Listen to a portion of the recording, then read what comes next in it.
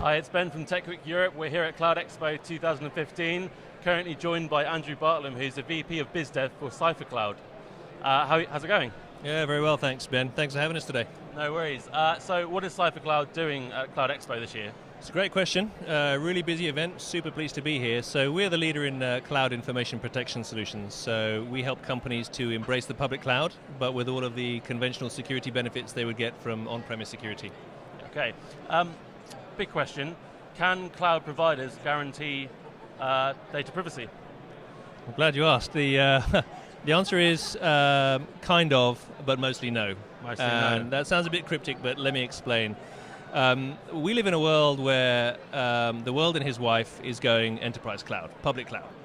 Every CFO under the sun is saying to the CIO and to IT, we expect you to take advantage of the public cloud. We read about it in an in-flight magazine or whatever, and that sounds flippant, of course, but the reality is, if you're a CFO or a business leader, translating CapEx into OpEx, in other words, harnessing the burstability and the scalability of the enterprise cloud is huge. I don't have to have tin, I don't have to have server farms, heating, lighting, electricity, etc., and someone else takes care of all the maintenance and the security, hopefully. The challenge is, if you're a CISO or a CIO, the last thing you want on earth is to be the guy that's standing in front of the board of the company that says, I can absolutely guarantee you that anything that leaves our firewall and our traditional security measures and now is going into enterprise public cloud is totally secure.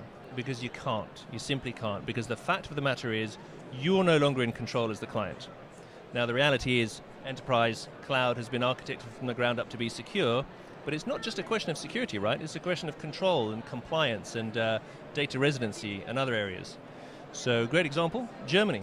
Very little enterprise public cloud proliferation in Germany because a lot of German organizations don't want data or are precluded from having data leaving the borders of Germany and going into data centers in enterprise public cloud, like Salesforce, for example, or ServiceNow, or Microsoft Office 365, or Box for enterprise file storage, or Dropbox, or whatever it may be. Brilliant solutions, but can't really cater for data residency, for example. Okay. Is the press right about shadow IT being a very big danger right now in cloud? Yeah, so shadow IT is on everyone's lips right now. Some people call it black IT, some people call it rogue IT.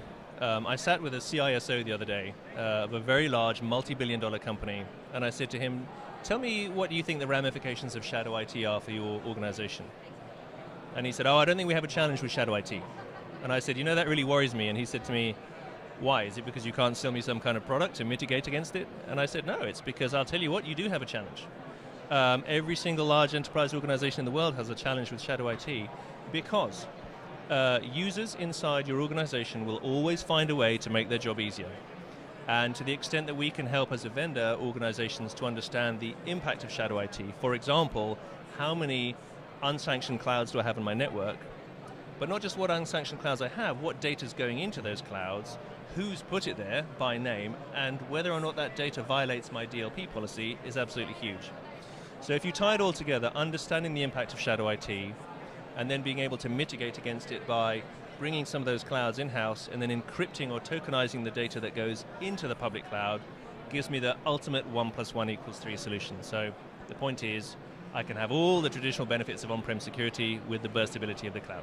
Thank you. And very briefly, what's next for CipherCloud?